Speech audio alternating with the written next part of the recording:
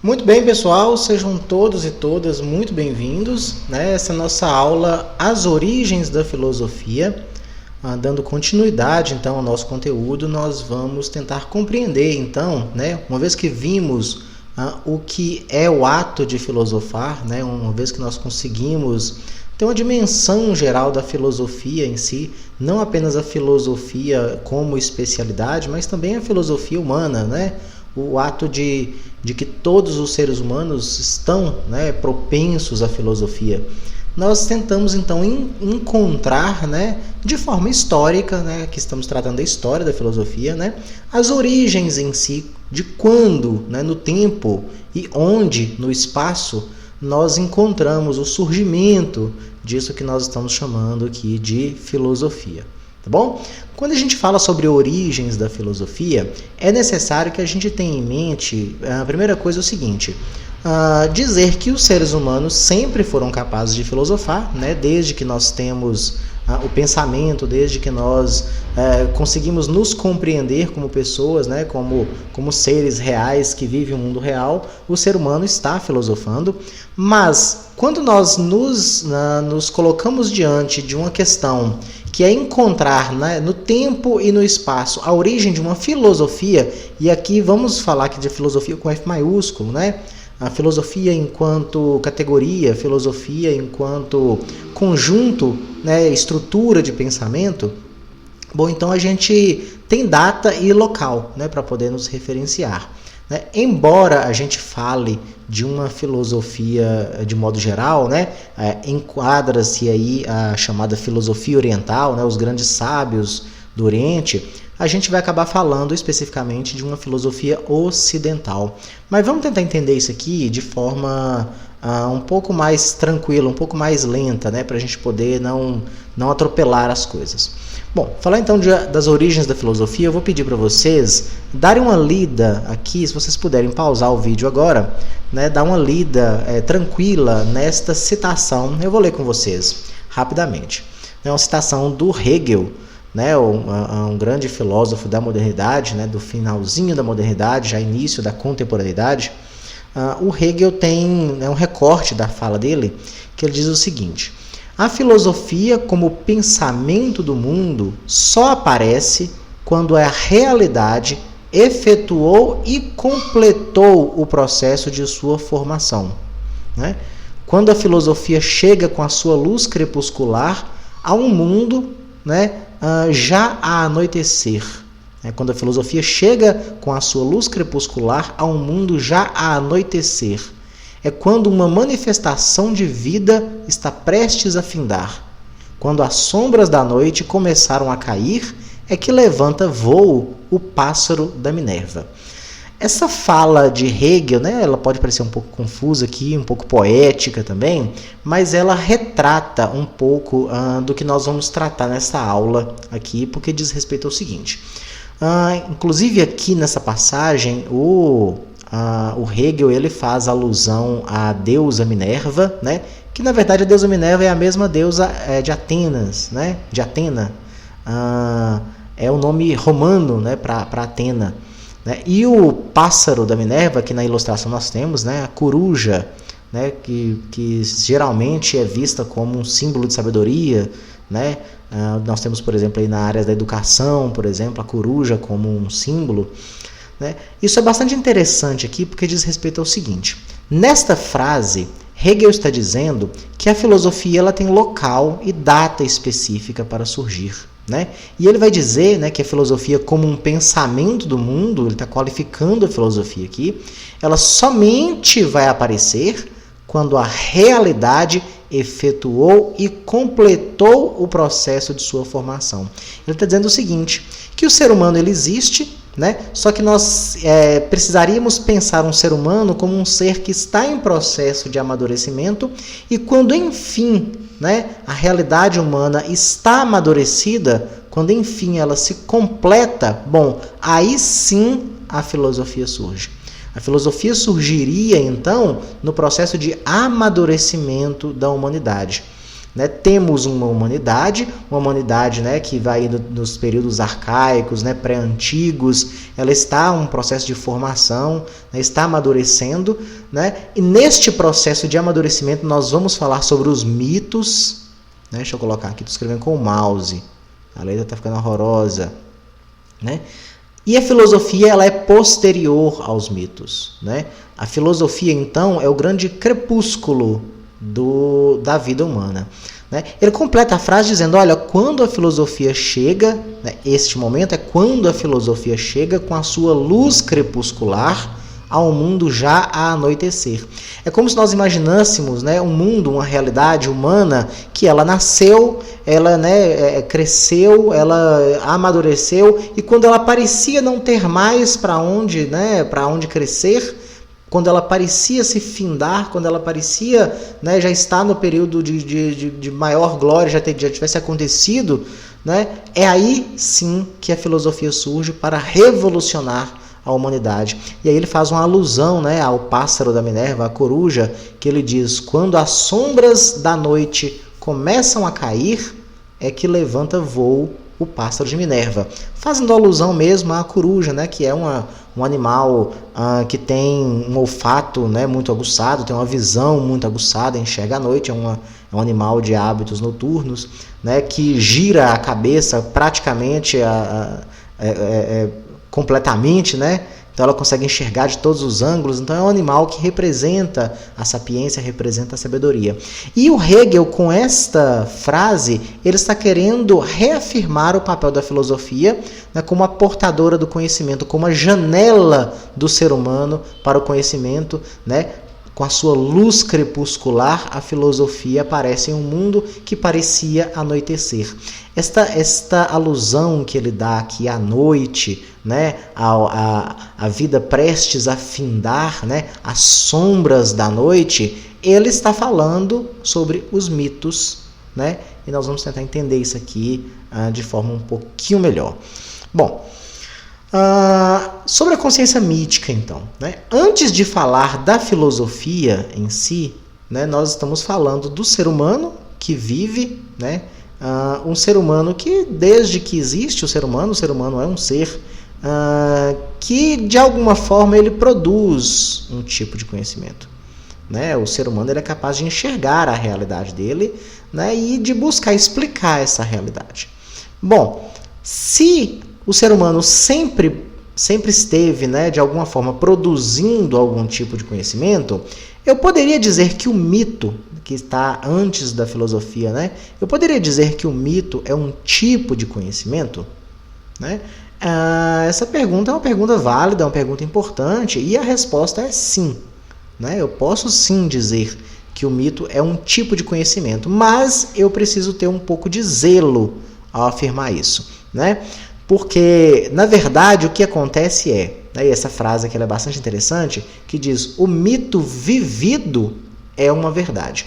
O que seria o mito em si, né? O mito é um tipo, se a gente for pegar o radical da palavra, né, do grego, mito significa narrativa, né, significa uma história em si, uma narração, né?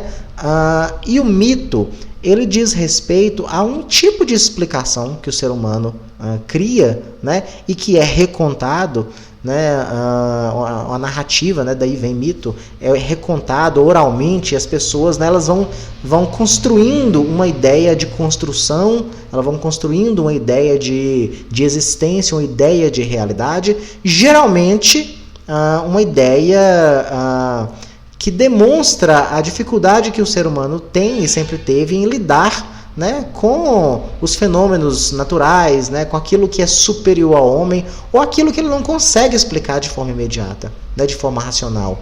Vamos lembrar aí que a gente está falando aí de 9 séculos antes, né, 12 séculos antes aliás, 20 séculos antes de Cristo, né, se a gente for considerar aí o processo de colonização, né, pelos antigos povos gregos ali da Península Balcânica, né, são 2000 anos antes de Cristo.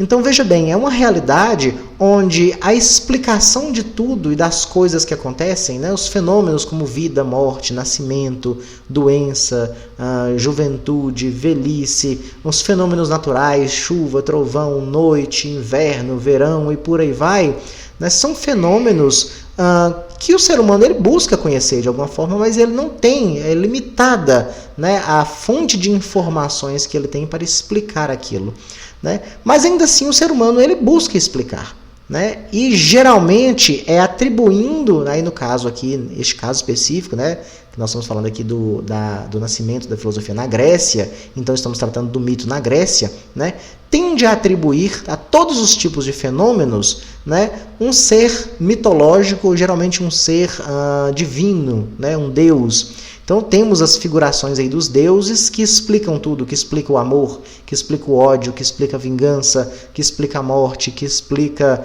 a desesperança, que explica a alegria e por aí vai, né? Sempre um fenômeno sobrenatural estaria explicando as coisas. E uma vez, né, que estes fenômenos eles têm uma explicação que está centrada, e aí depende da fé, depende da crença, né, depende deste elemento. Bom, então os seres humanos eles organizam a sua vida em torno desse mito. Daí vem a frase, né? O mito vivido é uma verdade. Né? O mito não passa a ser apenas uma historinha, ele passa a ser a grande orientação de organização de toda a vida, né? de toda a existência humana. Então o mito ele deixa de ser apenas uma narrativa para ser uma verdade, porque ela é vivida, né? Os seres humanos estão vivendo aquela realidade contada, aquela realidade mítica, né? Então o conceito de verdade aqui ele é um conceito diferenciado, né? Agora, na contemporaneidade, nós temos uma outra formulação para o que seja verdade, né? A partir de agora a gente utiliza critérios científicos, específicos e por aí vai. Mas neste período, há sim uma produção de conhecimento, essa produção de conhecimento ela é mítica, né? Ela é o mito.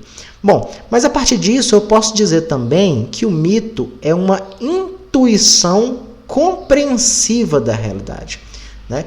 Se eu digo que o mito vivido é uma verdade, eu preciso ter zelo com isso daqui, né? Se eu digo que o mito é um tipo de conhecimento, eu preciso ter zelo nisso daqui, em dizer, olha, na verdade, não é que o mito ele é o conhecimento em si, ele é a verdade em si, mas o mito ele promove a intuição compreensiva da realidade.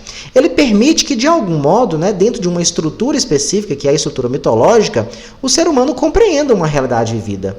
Então, por exemplo, vamos pensar aqui nas categorias dos deuses, né, da Antiga Grécia, onde o ser humano ele está preso nessa ideia, nessa categoria de mito, o ser humano está preso a um destino, por exemplo, né? Então, assim, ele está num joguete dos deuses, né?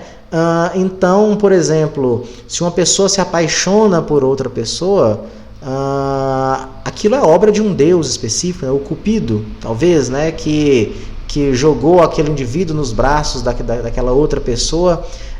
Então você consegue compreender a partir dessa realidade. Isso acontece, né, por causa de um fenômeno mítico, por causa de um fenômeno divino, né? É o que os deuses querem, né? Quando há a miséria, quando há devastações aí climáticas, né? Eu tenho uma explicação, uma intuição compreensível, eu compreendo aquela realidade, né? Ou eu me conformo, ou eu me revolto também, independente, mas eu tenho uma compreensão que é explicada pelo mito, né? Então, o que está gerando este frio imenso? O que está gerando este calor imenso? O que gerou essa tempestade? O que gerou este ódio? O que gerou este ato de bravura?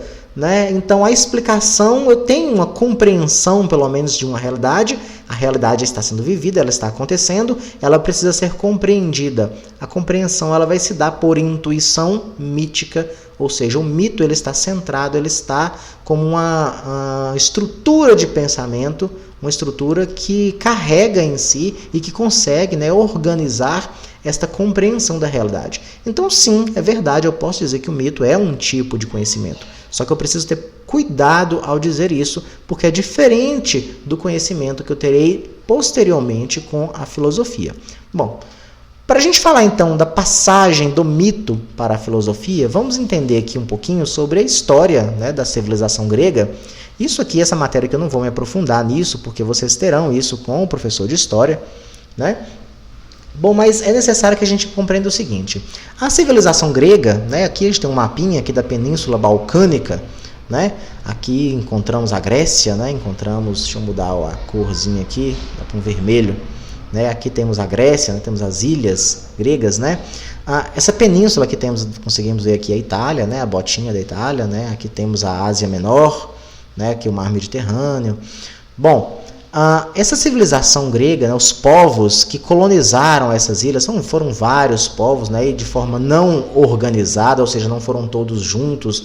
Né? A gente vai falar sobre povo grego, na verdade, só com os povos helenos, né? Já no finalzinho aí já não é mais a Grécia antiga, clássica, né?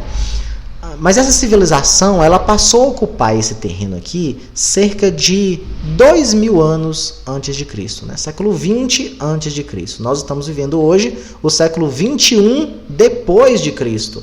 Né? Então, de Cristo para cá, a gente volta a mesma quantidade de tempo que nós vivemos de Cristo para cá, a gente volta de Cristo para trás. E nós encontraremos aqui o período onde onde esse território aqui passa a ser ocupado pelas antigas civilizações gregas, né, os povos jônios e por aí vai.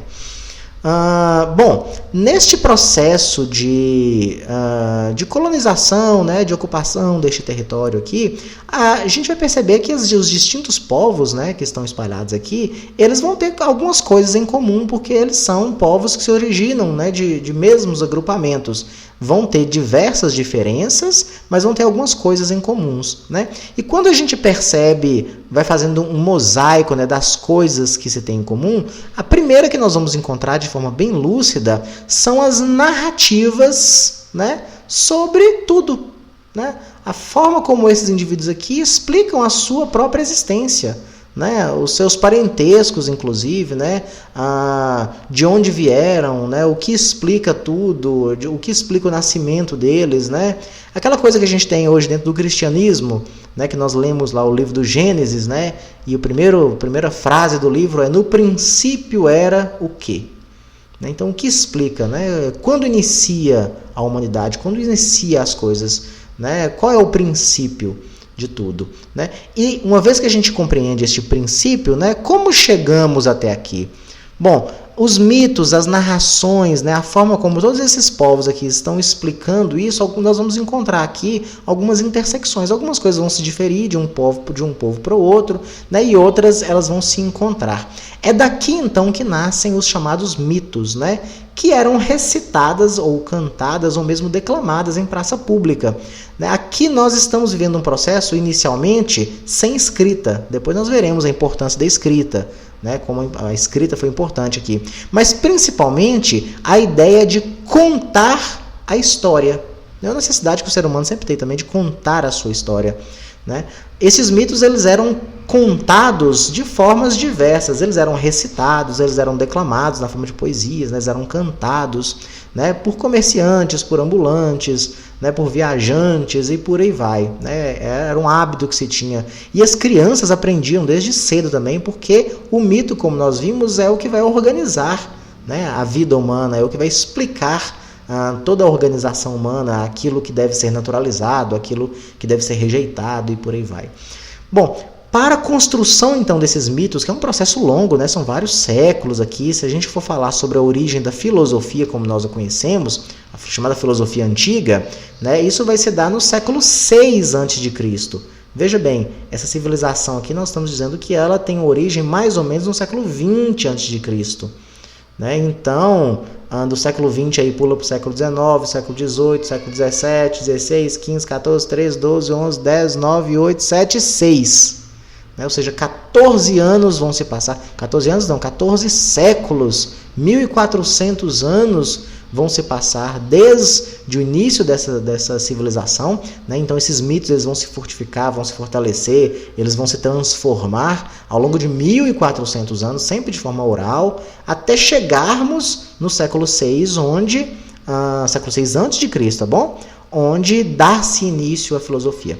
Esses mitos, então, o processo de fortificação, de transformação desses mitos, vai ser bastante importante a gente compreender a importância das chamadas epopeias, né, nesse processo de construção dos mitos. O que eram as epopeias? As epopeias eram os contos, né, as odisseias, né? Temos, por exemplo, a figura de Homero, né, que vai contar lá a Ilíada e Odisseia, né? Temos a figura de Hesíodo também, que são, né, grandes intérpretes ou grandes, poderíamos até dizer que historiadores, né, da Grécia Antiga. Não posso dizer que são historiadores porque não existe aqui o método historiográfico, né? Mas são os grandes contadores, né, os grandes autores dessas epopeias, ou pelo menos a eles é tido, né, a autoria, embora algumas pessoas até duvidam que houve mesmo a existência, né, dessas figuras, desses personagens aqui. E essas epopeias, eu não vou me deter nelas, vocês vão estudar isso aqui com literatura e com história, né? Mas temos aqui principalmente o caráter pedagógico dessas epopeias, que é o quê? É o caráter de educação mesmo, né? As epopeias educavam. As epopeias orientavam os jovens e os adultos e toda a sociedade, né, dos povos gregos a conhecer a sua história ou a conhecer, né, os elementos que justificavam a sua realidade, que justificavam a existência daqueles povos, a existência do mundo como era o mundo, né, das organizações sociais como elas estavam organizadas, aquilo que naturalizava, que explicava. Então o mito, nós veremos que o mito ele vai ser bastante importante. É o centro, né, de toda a organização dos povos gregos, e nós poderemos ver a figura dos mitos em outros povos também, que não só os gregos, né? Inclusive hoje, até mesmo hoje, né, entre qualquer figura religiosa, nós trabalhamos com a ideia de mito entre os indígenas, entre os próprios cristãos e por aí vai. Tá bom? Bom, uma coisa que a gente precisa saber então é quando nasce a filosofia em si. Né? Nós poderíamos falar de uma filosofia oriental, como eu disse no início, e de uma filosofia ocidental. De forma geral, atribui-se isto que nós chamamos de filosofia, né, ao movimento de construção de pensamento que se dá nessa sociedade chamada ocidental, que é a Grécia. Né?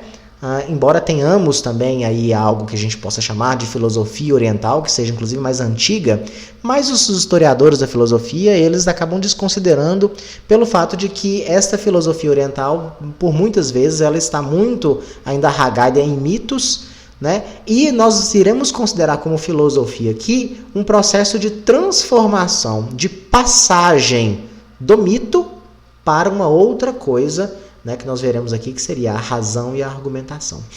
Então veja bem, século 6 a.C., ou, né, 600 anos antes de Cristo, nós teremos aqui essas três personagens que vão ser bastante importantes, né? Tales de Mileto, Pitágoras de Samos, Heráclito de Éfeso, né? São os chamados filósofos pré-socráticos, ou os grandes pais da filosofia. Né? Essas figuras, essas personagens vão ser importantes porque nelas vão estar condensadas, né? A gente diz que eles são os pais da filosofia, mas não é aquela coisa assim, eles nasceram e disseram, de repente vamos nos livrar dos mitos. Não é assim. Né? Eles são a síntese de um processo de transformação que está acontecendo ali ao longo de 1400 anos, como eu disse para vocês. Né? Vamos entender isso daqui a pouquinho. Mas Tales de Mileto, Pitágoras de Samos e Heráclito de Éfeso, eles terão consigo a síntese desse processo de passagem da filosofia, do mito, aliás, da explicação mítica para as coisas, para uma outra explicação, né, que valorize, como nós diremos aqui, a razão, né, ou o chamado logos, a lógica, né? Então veja, as explicações elas precisam ser racionais, né? As explicações precisam ser compreensíveis, né? Não apenas compreensíveis do processo de convencimento, elas precisam ser compreensíveis do processo mesmo da observação e daquilo que é real. Né? Então, apenas atribuir a um Deus uma vontade não é algo que parece racional. Né? E principalmente, mais do que racional, é necessária uma argumentação que seja racional. Né? Então, a observação deve se dar de forma racional, a análise deve se dar de forma racional e a explicação deve se dar de modo racional, né? É necessária uma organização dos argumentos que também seja racional, né? Que não seja... que não tenha os mesmos elementos do mito, né? Que é a adesão pela crença, a adesão pela fé, né? Então os indivíduos devem aderir a um conceito, devem aderir a um argumento, porque aquele argumento parece racional, ele parece crível, né? Bom, da passagem da mentalidade mítica ao pensamento crítico racional é que nós chamamos a filosofia. Então, é um processo onde é um processo lento, né? Não é de um dia para o outro, mas é um processo no qual abandona-se toda a estrutura de pensamento desses povos gregos, elas vão abandonando aos poucos uma mentalidade mítica, né? Ou seja, a explicação da organização do mundo como ele é por causa de elementos míticos, e passam a uma outra estrutura de pensamento, que é o pensamento crítico racional, né? Isso não se dá de um dia para o outro, como nós vimos, né? Isso é um processo grande de transformação que vai se dar ali durante quase 1.400 anos, né? E aqui eu estou citando para vocês alguns dos elementos no livro didático, também está um pouco mais claro para vocês, né? De como que se dá essa passagem. Nós teremos, por exemplo, a redescoberta da escrita, né? Precisamos dizer aí que os povos gregos eles tinham a escrita, né? Depois, mais ou menos, século VII, mais ou menos, século VIII, século VII, eles deixam, né? A escrita ela se perde, até porque era algo muito elitizado, né? E a não necessidade da escrita é justamente por causa do pensamento mítico, né? Que é oral, que a passagem ela acaba se perdendo, e depois há um processo de redescoberta, né? Por causa dos povos fenícios, né? Das batalhas que se tinha, então há uma redescoberta da escrita. Este processo de escrita, né? A redescoberta da escrita vai ser bastante importante para possibilitar essa passagem da mentalidade mítica para a crítica racional. E por quê? Eu convido vocês a pensar, por que a escrita vai ser importante? Um dos elementos de importância dessa escrita para esse processo de passagem é o fato de que as coisas escritas, elas ficam, a publicização delas é maior, né? Porque independe de formulações mágicas, de palavras mágicas, né? Independe do caráter carismático de quem fala, né? Seja uma liderança religiosa, um sacerdote e por aí vai. É algo que fica escrito, que fica público e que pode ser debatido, né? É algo que fica frio, né? A coisa falada ela é muito quente, né? Ela é cheia de emoções. Quando você passa para o papel, né, algumas dessas emoções se perdem na frieza da escrita, na organização lógica da escrita, né? Então a escrita ela possibilita o debate, né, daquilo que está sendo colocado, né? Ela possibilita a confrontação também, inclusive com os períodos históricos que se vive, né? Porque você consegue confrontar. Quando a coisa ela fica oral, ela vai se transformando paulatinamente com o processo de transformação histórico, e ela vai se modificando e se remodulando, né, e se inflamando cada vez mais de emoções, né, e se modelando ao contexto. Quando você escreve, né, a coisa escrita ela fica, ela permanece escrita. De repente, numa outra geração, você observa aquilo que está escrito e você percebe que talvez aquilo ali não seja tão crível, né? Então você passa a existir a possibilidade de se questionar e de se debater aquilo. Outro ponto importante também vai ser a moeda, né? A moeda como uma representação de valor, ela vai ser bastante importante porque, de certa forma, ela, entre aspas, democratiza, né, a possibilidade de comercialização, a possibilidade de a liberdade que se tem, né, de dar valores específicos às coisas, e que se desprende de uma realidade completamente hierarquizada que tínhamos na Grécia antes, né, anterior à própria moeda, né? A ideia de valor que se tinha era um valor hierárquico que se dividia basicamente por terras, né, e por pastorio, né? Então tínhamos aquelas pessoas que eram as melhores e ponto final, né? E é uma serventia que existia. Com a moeda, o indivíduo passa a ter um pouco mais de liberdade, inclusive para comercializar, para poder gerar outros tipos de valores. Então acaba que se quebra um pouco dessa hierarquia, né? A lei escrita vai ser bastante importante também, do mesmo modo que a escrita em si vai ser importante, o fato da lei estar escrita, um conjunto de leis, um conjunto de códigos específicos, né, que também possibilitam essa democratização, o fato de criar, inclusive, aquela ideia de isonomia, né? O que é isonomia? A igualdade de todos perante a lei. Então, com a lei escrita, né, perde-se um pouco daquela ideia de que o rei é que tem a última palavra, de que o sacerdote tem a última palavra e ele decide de acordo com o momento, de acordo com a conveniência. Quando nós temos a ideia de lei escrita, bom, então eu sei qual é a lei e eu vou agir de acordo com aquela lei. A lei me ampara, ela me obriga, mas ela me ampara, né? Se eu agir conforme a lei, não há por que eu ter qualquer tipo de punição, né? E qualquer um que possa verificar aquela lei verá que aquilo que eu fiz não é passível de punição. Então, independe, né, dos humores do rei, dos humores do sacerdote, dos humores de quem está governando e de quem possui algum tipo de poder. A lei, então, propicia também essa ideia de democracia, inclusive de liberdade, né? Um pouco parece até inconveniente a ideia de lei representar a liberdade. Teremos alguns filósofos, inclusive, que vão falar isso, inclusive no período moderno. Né? A ideia de constituição, está vendo que isso aqui é um processo, né? A escrita, a moeda, a lei escrita, né? A ideia de cidadania na polis vai ser bastante importante, né?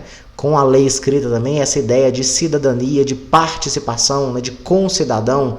Então somos todos participantes, né? A polis, a ideia de polis como um espaço, né, de discussão da coisa pública, né, uma discussão daquilo que é o bem comum, e a ideia de participação. Um cidadão da polis é aquela pessoa que tem a isonomia, né, e que tem a isegonia também, né, o fato de poder dizer o que pensa, dizer o que acha, dizer quais são as suas ideias, né, tudo isso aqui está possibilitando a passagem dessa mentalidade mítica para o pensamento crítico racional. Veja, a razão passa a ter cada vez mais um espaço de conotação aqui com a escrita, com a moeda, com a lei, né? A ideia de cidadania, a ideia de polis, a ideia de poder argumentar, né? De ser necessário a participação, tudo isso vai exigir crítica e racionalidade. E o pensamento mítico acaba se desgastando, acaba ficando para escanteio, passa a não ter mais tanta importância. E, finalmente, a ideia de democracia, né? A ideia de que o povo, obviamente que eu tenho que separar aqui, não é todo mundo, né? Somente o cidadão, as mulheres, né? As crianças, os escravos, os estrangeiros, eles não têm participação aqui. Mas já é uma ideia, né, bastante grande de que o cidadão, né, na polis, ele governa, é um autogoverno, o povo se governa. Né? Então, para que o povo se governe, é necessário o uso da razão, é necessário o uso da argumentação, é necessário o convencimento, é necessário o respeito, é necessário o diálogo, né? É necessário que distintas ideias, né, sejam respeitadas e tenham espaço na polis, na ágora, né, para que sejam discutidos, e essa discussão cada vez mais ela vai exigir que haja racionalidade e não mais mentalidade mítica. Então este é o processo de nascimento da filosofia, né? Então veja bem, nós temos aqui uma ideia geral do que é filosofar, que nós vimos na aula passada, temos uma ideia de local, de espaço, né, e de tempo onde a filosofia nasce, mas a filosofia ela não nasce de um dia para o outro, né? É um processo de construção. A ideia de conhecimento é uma ideia que persegue a humanidade, os seres humanos sempre tiveram essa gana pelo conhecimento. Temos a figura do mito como uma figura importante, né? É uma representação da vontade de conhecer, é uma representação da vontade de explicar as coisas. Tem uma serventia específica, essa serventia ela vai se transformando com o tempo e as realidades históricas, a realidade social, a realidade econômica, né, como é daqui, a realidade política, a realidade social, né, deste povo grego, vai permitindo que haja uma passagem do mito para uma outra coisa, né? E essa outra coisa nós chamaremos de filosofia, né? O desejo pelo conhecimento, o desejo por um conhecimento racionalizado, por um conhecimento argumentativo. Temos a figura de Tales de Mileto, Pitágoras de Samos e Heráclito de Éfeso, né, que serão os grandes organizadores, né, deste pensamento aqui. Ou seja, eles não são os pais no sentido de que eles criaram isso daqui e colocaram aos demais, né, obrigaram aos demais, mas eles são os frutos, são síntese deste processo de transformação, e eles irão, de certa forma, organizar, né, conceitualmente a ideia, né, de necessidade de se argumentar, da necessidade de utilização da razão, que era algo que já estava sendo vivido, né, mas de forma não tão perceptiva pelos homens, né, por esse povo aqui. Na próxima aula nós falaremos um pouquinho, então, sobre quem são esses famosos pré-socráticos, filósofos pré-socráticos, e por que nós damos esse nome, né? Onde Sócrates se enquadra aí. Sócrates é o marco, né, de um outro processo da filosofia, chamada filosofia socrática, filosofia humanista, né, mas ele não é o pai da filosofia, né? E a filosofia, ela nasce com esses caras aqui, no sentido de organização, né, e a filosofia, ela é fruto de um processo de transformação histórica do povo grego. Tá certo? Bom, espero que vocês tenham gostado da aula. Qualquer dúvida, estamos à disposição de vocês.